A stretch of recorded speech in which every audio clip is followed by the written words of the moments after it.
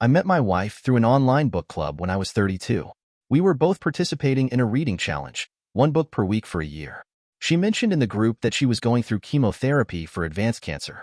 Without thinking much about it, I put together a care package and sent it to her address in Arizona. I wasn't looking for romance. I just wanted to help someone going through a difficult time. She messaged me a few days later, saying she cried when she saw the package. "No one has ever done something this thoughtful for me," she wrote. We started talking regularly about books, and over time, our friendship grew into something more. We began dating long distance, flying back and forth between Arizona and Michigan. After 2 years of this, she moved to Michigan in 2015. I bought a house and proposed to her within a year. She didn't have much money, but I didn't care. I was in love and wanted to build a life together. I knew about her mental health struggles, anxiety, depression, and trauma from past experiences. But I didn't fully understand how severe these issues were until we started living together. Still, I was committed. I believe in staying together through good times and bad. For 7 years, I supported her through every difficult moment.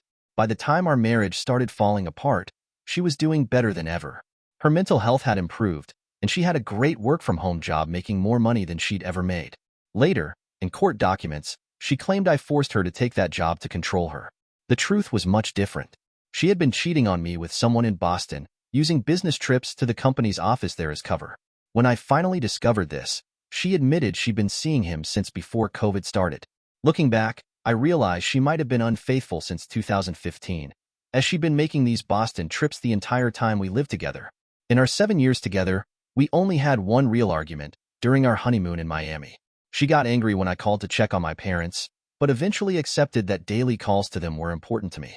We didn't have kids, and money wasn't tight since we both had good careers. From the outside, it looked like a perfect marriage. In reality, I later realized I was just being used. Once I stopped serving her purpose, she threw me away like I meant nothing. In January 2020, we bought land in Nevada to build a house closer to her family. Construction started the next month. By August 2020, we had moved there permanently. I left behind 20 years of life in Michigan, my family, my friends, everything, just to make her happy, all while she was cheating on me during the house construction. When I asked her later why she didn't just divorce me before the move and let me stay in Michigan with my support system, her only response was, "I'm a coward."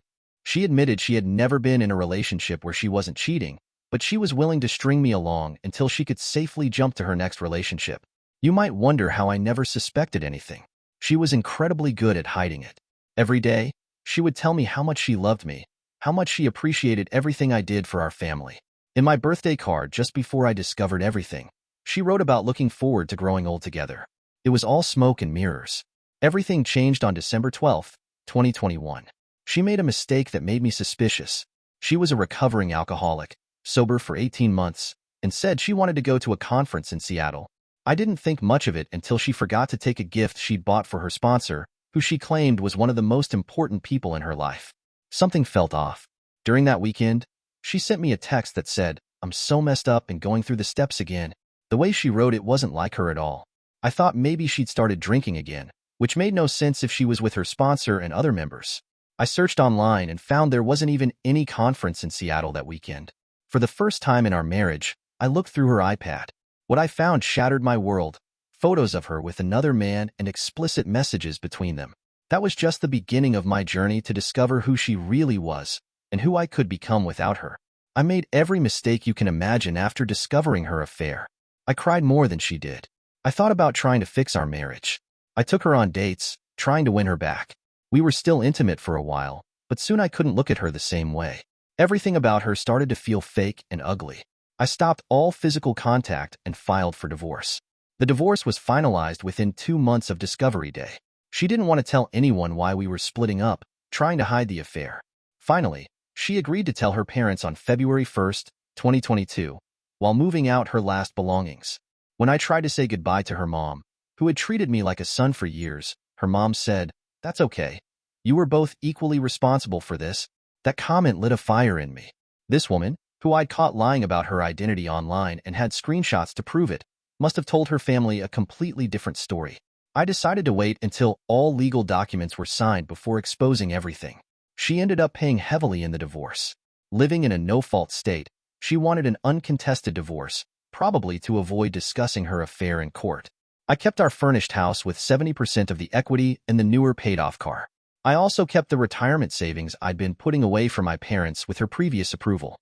When she complained about the house equity split, I told her I wouldn't negotiate. We could go to court if she wanted. She backed down. I refinanced the house at 3.25% fixed rate. She went back to renting and signed a 1-year lease. The next month, interest rates started climbing. Because of her timing, she'll end up paying thousands more when she eventually buys a house. On March 7, 2022, I sent a detailed 9-page email about her cheating to her entire immediate and extended family, 13 people in total.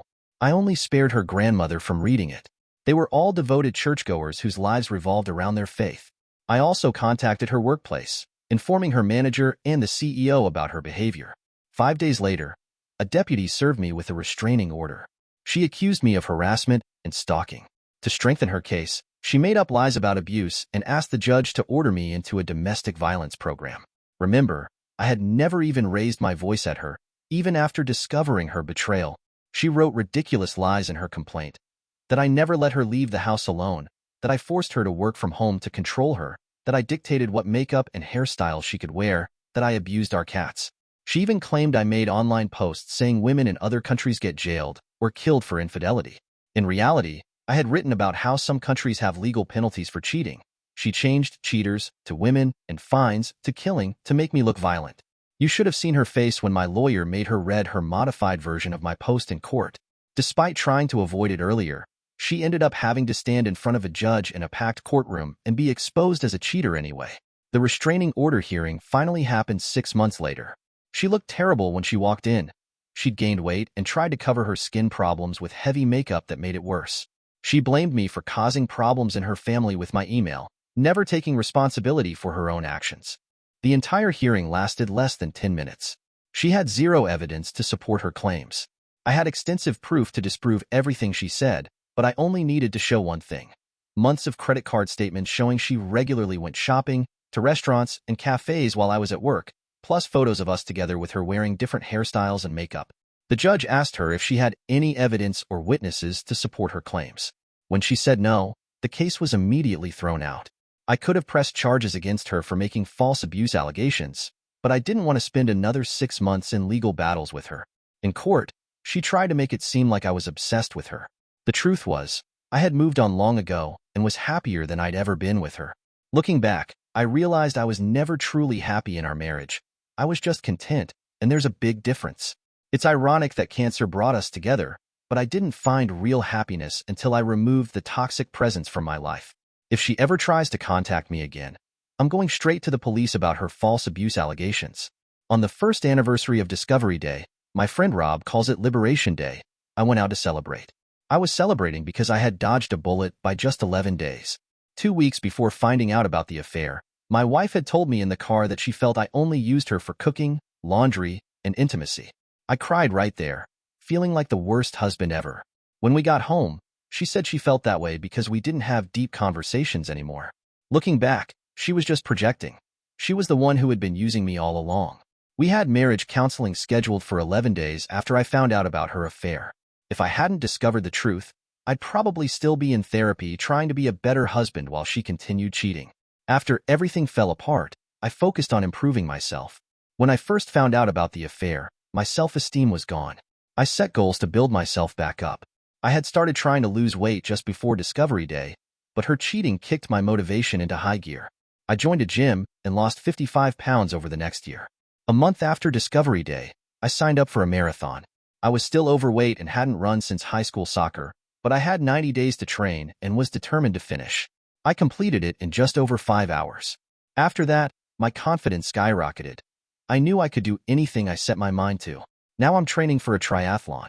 My friend Jake challenged me to try bodybuilding. Standing half-naked on stage next to experienced competitors was way outside my comfort zone, but I accepted. With only 4 months to prepare, I hired a trainer. I ended up winning a medal. Now I'm training for 2 more shows next year, and I've bet Jake I'll take first place in my category. I've pushed myself in my career too. After 10 years as a nurse working with adults, I switched to a children's psychiatric hospital. It was completely different, but I love the challenge. My income has doubled since the divorce, and I'm aiming to earn $180,000 this year. I'm finishing my master's degree next month. I took a solo road trip through 8 states to Oregon, something I'd always wanted to do but never did while married. The highlight was catching a huge salmon and cooking it at my cabin. This year, I'm planning to visit Alaska and several other states I haven't seen yet. I've invested more in my health and happiness this past year than in my entire marriage. I went to therapy but only needed 4 sessions. The therapist said I was doing so well, I didn't need more sessions. I have no triggers anymore. I used to have nightmares about my ex and her boyfriend laughing at me, but those stopped after she lied about abuse in the restraining order. I realized then that she never cared about me at all, so why should I care about her? I waited until after the restraining order case to start dating. My first try was awkward. I asked out a coworker and got a "I'll think about it" response. My friend suggested trying a dating app called Bridge. I matched with someone, and we had an interesting first date. She was very independent, didn't want me paying for anything or opening doors. We ended up having fun but weren't compatible long-term. Then I met Maria. She's a 31-year-old teacher who appreciated old-fashioned manners. From our first message, she was different. She said it would be an honor to go on a date with me. No one had ever said that before. She's done nothing but build me up, unlike my ex who always criticized me. On our first date, she held my hand right away and we danced all night, even though I'm terrible at it. She kissed me that night, breaking her own rule about first date kisses. 3 days later, she came to my house, and we've been together every day since. We both deleted our dating apps after the second date. Even though we grew up in different countries, our values are so similar. I thought I'd date around for a while, but when another match tried to contact me, I had no interest in even reading the message. I knew Maria was special. To mark my journey, I had an artist create a painting called New Beginning. I told him my story and my hopes for the future, and he captured it perfectly. He delivered it right after my bodybuilding competition. This year has been incredible. It started at rock bottom, but ended better than I could have imagined. The most exciting part is that I feel like I'm just getting started. I hope my story helps others who are scared to leave their cheating partners. I know it's terrifying. I almost tried to save my marriage before finally choosing divorce. But there's an amazing world waiting beyond a bad relationship. You'll meet someone who shows you what real love feels like. I never knew I wasn't truly happy with my ex until I met Maria. I was just settling for contentment instead of real happiness. Thank you for watching. If you enjoyed this story, please hit that subscribe button. Don't forget to give it a thumbs up and share it with friends or family who might enjoy it too. Your support means a lot. And if you have any thoughts, questions, or story ideas, drop them in the comments below. I'd love to hear from you. See you in the next story.